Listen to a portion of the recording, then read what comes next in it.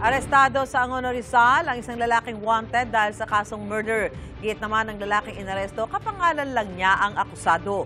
May unang balita si EJ Gomez. Ikaw ay inaaresto namin sa sala, partner. Sa bisa ng arrest warrant, pinusasan ng Angono Police ang 42 anyos na lalaking ito na wanted sa kasong murder.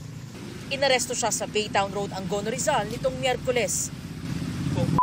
May drugs ka pa? Ano yun pare? May droga. Kinilala ang suspect na si alias Mel na number 1 most wanted person ng Calabarzon. He was involved in cases of illegal drugs in 2020. Then last year of 2023, he was involved in a shooting incident.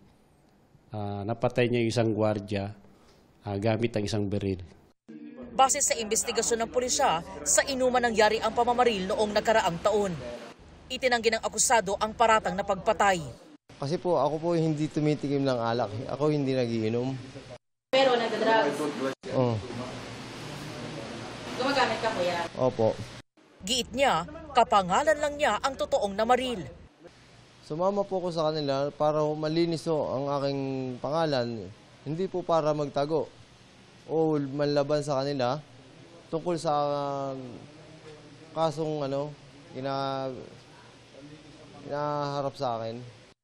Nang arestuhin ang lalaki, nakunan din siya ng 3 pakete ng hinihinalang shabu. Aminado ang suspect sa paggamit ng illegal na droga. Sa custodial facility ng Angono Municipal Police Station, nakakulong ang akusado na nahaharap sa kasong murder at paglabag sa Comprehensive Firearms and Ammunition Regulation Act. Sasampahan din siya ng reklamong paglabag sa Comprehensive Dangerous Drugs Act. Ito ang unang balita. EJ Gomez para sa GMA Integrated News.